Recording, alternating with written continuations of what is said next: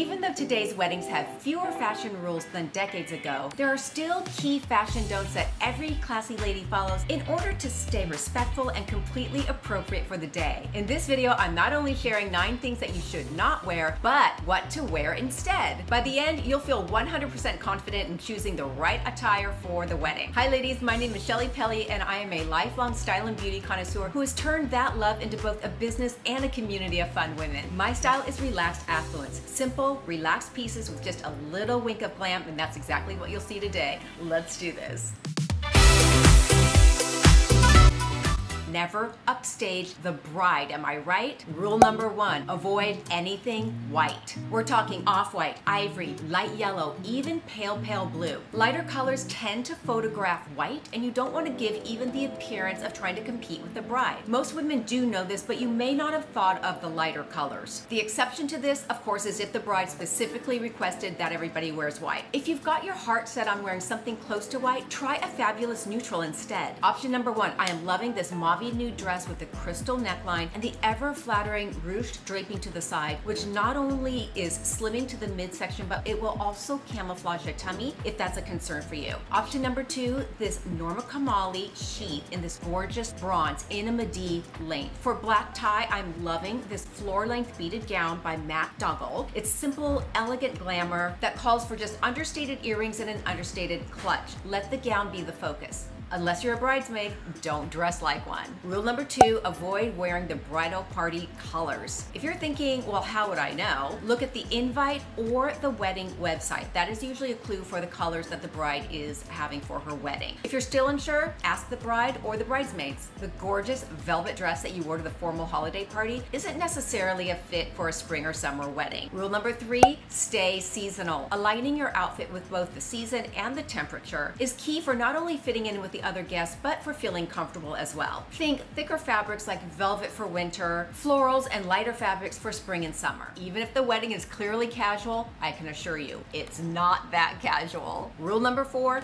dress up even for casual weddings. Shorts, t-shirts, denim, upscale loungewear, no, unless the bride specifically requests otherwise. Always err on the side of being overdressed versus underdressed. That's a cardinal rule IMO. Overdressed is always better, always. If you're looking for something that skews more casual but is still appropriate for a wedding, try something simple in a simple silhouette that can easily be scaled up or down. Pants are totally fine. The only exception to this is if it is a black tie event in which you'll want to wear a full-length dress or gown. That is traditional black tie. Otherwise, you'll just want to ensure that they are tailored and dressy enough for a wedding. Think a tailored trouser plus a beautiful polished blouse, or an elegant pantsuit works just as well. Just zhuzh it up with sparkly earrings and a chic little clutch. Always consider the ceremony location. If the ceremony is taking place in a church or someplace with a modern dress code, that hot little number that you had planned for dancing all night probably isn't going to be appropriate for the church,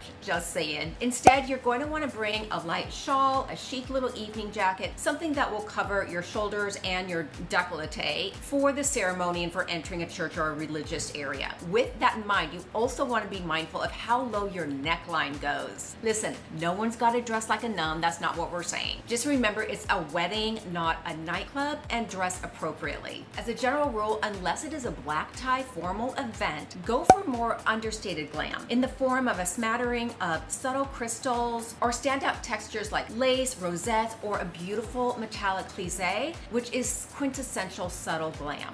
The location and time of the wedding is going to play a key role in determining what you wear. A backyard wedding is going to be much more low-key than a wedding at the plaza. If it's a destination wedding, you'll be wearing more resort-style attire. The other indicator is the time of day. Earlier in the day is usually less formal attire. That means pretty bright colors and flowy, pretty fabrics. Later in the evening, of course, is a bit more formal, where you can have blacks, golds, beautiful hues, beads, sparkles, and a little shimmer. Picking the right shoe is probably one of the most important elements. Am I right, ladies? You're going to be standing, walking, and dancing for hours. You want to be comfortable yet still appropriate. So obviously steer clear of sneakers, flip-flops, slides, etc. The exception to that, if you know it's going to be kind of a hike from the ceremony to the reception area, it's perfectly fine to have a little pair of flip-flops that you put on your feet. You walk to the reception area, but then quickly change into your nice shoes. 1, we don't want to twist an ankle. 2, 2, we don't want to be uncomfortable. 3, we don't want to ruin our pretty shoes. Grass. Okay, let's talk about those backyard weddings or those weddings that are in a grassy environment. The worst shoe that you can wear is a spiky heel. I mean, for obvious reasons, right? Instead, choose a wedge or some sort of a block heel so that you're not sinking into the grass. Ladies, and if you're still unsure of what is cocktail and what is black tie attire, don't miss my next video, black tie versus cocktail attire, and I'll see you next Tuesday. Have a great weekend, ladies.